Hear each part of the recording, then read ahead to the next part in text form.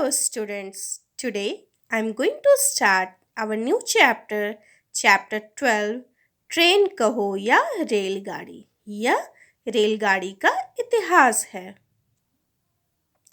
Train अथवा रेलगाड़ी हमारे जीवन का अंग बनकर रह गई है।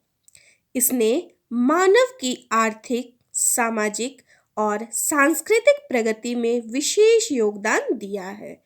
रेलगाड़ी आम या सामान्य लोगों के लिए यात्रा करने का सबसे सस्ता तथा सुगम साधन है। इस पाठ में रेलगाड़ी के जन्म तथा विकास के विषय में बताया गया है। आइए अब पाठ शुरू करते हैं। पाठ 12 ट्रेन कहो या रेलगाड़ी। आज हमें रेलगाड़ी की इतनी आदत हो चुकी है कि उसके बिना जीवन यात्रा की कल्पना करना भी असंभव है। आज हम अपनी अधिकांश यात्राएं रेलगाड़ी से ही करते हैं। वायुयानों यानी कि एरोप्लेन द्वारा यात्रा करने वाले तो गिने चुने ही हैं। रेलगाड़ियों द्वारा छोटा बड़ा सभी प्रकार का सामान ढोया जाता है। हजारों वर्षों से लोग घोड़ा गाड़ियों तथा नावों यात्राएं करते थे, यानी घोड़ा गाड़ी और नाव से यात्रा किया जाता था। इन सब से यात्राएं करने में बहुत समय लगता था, परंतु रेलों के चलने से मानव जीवन की गति में 10 गुनी तीव्रता उत्पन्न हुई है। लोग तीव्र गति से एक दूसरे के निकट आए तथा वस्तुएं भी तेजी से एक स्थान से दूसरे स्थानों पर ले जाई जाने लगी। इस तीव्रता के परिणाम स्वरूप ही विश्व में महान औद्योगिक क्रांति हुई, जिसका लाभ आज पूरा मानव जाति उठा रही है। रेलगाड़ी के निर्माण तथा प्रगति का इतिहास बहुत ही रोचक है। इसकी शुरुआत भाप का इंजन बनने से हुई थी। हालांकि यह इंजन सबसे पहले फ्रांस में बना, परंतु रेलगाड़ी के सभी प्रारंभिक प्रयोग इंग्लैंड में ही हुए थे। सन 1825 में जब इंग्लैंड में पहली सवारी रेलगाड़ी चली तो उसका रंग रूप आज की आधुनिक रेलगाड़ी से बिल्कुल अलग था। इस रेलगाड़ी के लिए जॉर्ज स्टीफेंसन ने इंजन बनाया था, जिसमें सिर्फ 4 पहिए थे। आज के इंजन में जहां लाइट होता है, वहां इस इंजन में एक मुड़ी हुई चिमनी थी। इसका नाम लोकोमोशन था। इस ऐतिहासिक गाड़ी का संचालन करने वाली इंग्लैंड की स्टाकटन एंड डार्लिंगटन नामक रेलवे कंपनी थी। इस रेलगाड़ी में 34 डिब्बे थे तथा 600 यात्री सवार थे। इस गाड़ी को देखने के लिए लोगों की बहुत भीड़ जमा हो गई थी। इस गाड़ी के 12 डिब्बों में कोयला एवं आटा लदा हुआ था। यात्रियों के लिए 21 डिब्बे थे। इनमें लकड़ी की सीटें लगी हुई थी। जॉर्ज स्टीफेंसन खुद इंजन चलाने के लिए बैठे हुए थे। जैसे ही यह गाड़ी चली, लोगों की भीड़ किसी अनजाने डर से पीछे की ओर खिसकने लगी, और जब इस रेलगाड़ी ने रफ्तार पकड़ी तो देखने वाले ने आश्चर्य से दांतों तले उंगलियां दबा ली। बाद में समाचार पत्रों में छपा कि यह विशाल रेलगाड़ी कहीं-कहीं 12 मील प्रति घंटे की चाल से चली। उस समय यह मोटर गाड़ी तथा हवाई जहाज जैसी कोई स्वचालित चीज नहीं बनी थी। लोग आने जाने के लिए घोड़ों के ही भरोसे थे। रेलगाड़ी को देखकर सबसे अधिक आश्चर्य इस बात का हुआ कि घोड़ों के बिना यह गाड़ी कैसे चल रही है, किंतु यह लोहे का घोड़ा ऐसा था जिसमें 500 घोड़े के बराबर शक्ति थी। प्रारंभ में जो भाप के इंजन बनाए गए थे वे रेलगाड़ी के काम के नहीं थे। सबसे पहले थॉमस कॉमन ने एक भाप का इंजन बनाया। यह खदानों से पानी उलीचने के काम आता था। 1769 में जेम्स वाट ने इस इंजन में कई सुधार किए और फिर खदानों में वाट के इस इंजन से काम लिया जाने लगा।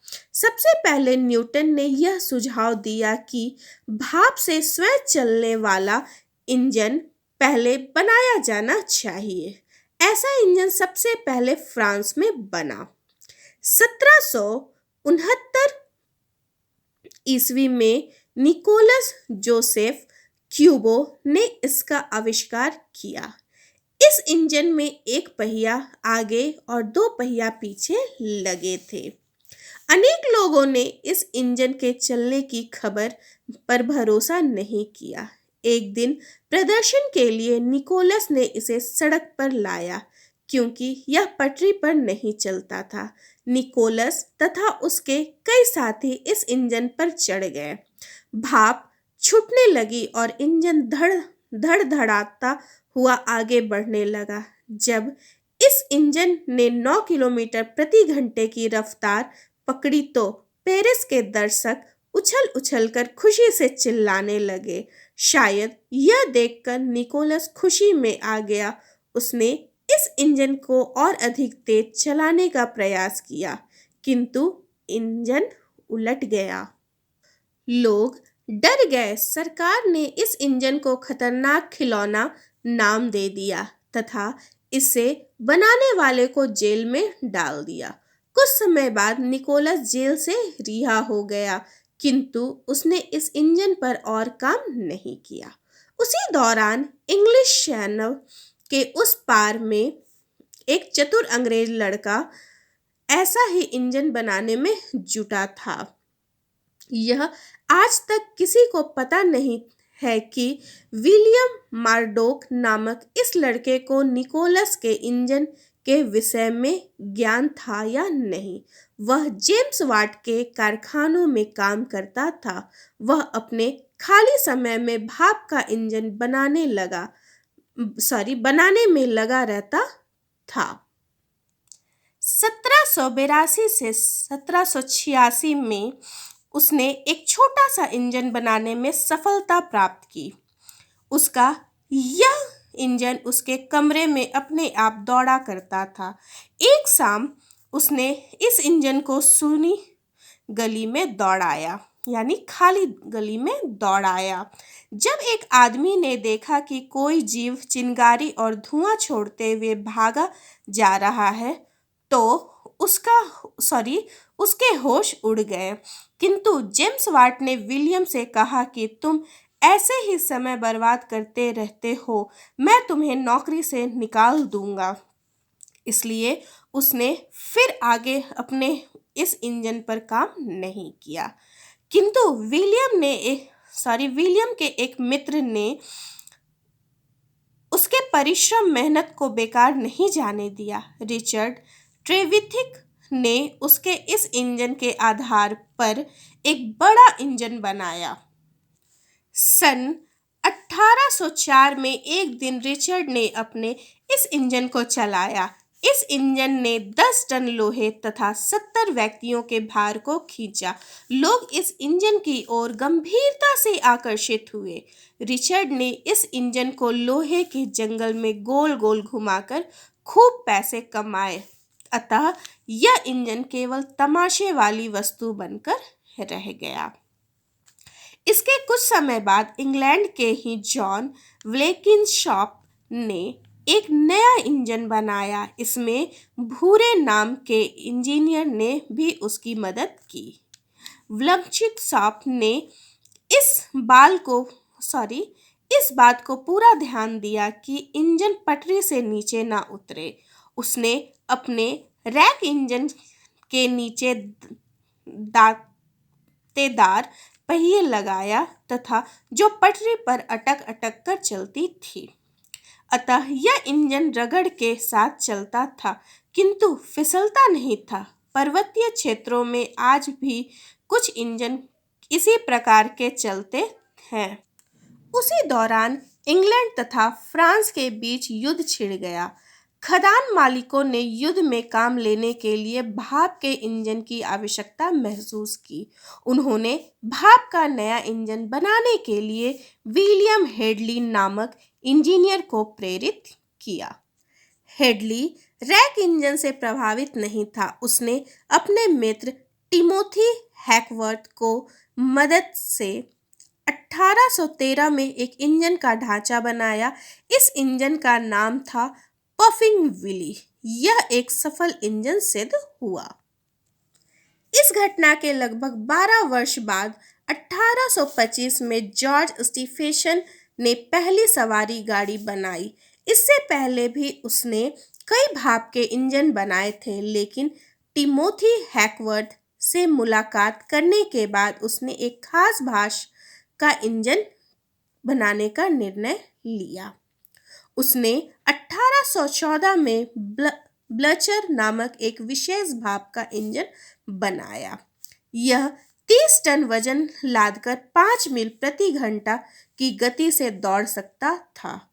यह इंजन विली और डिली की टक्कर का था, किंतु इसमें कोई और विशेषता न थी।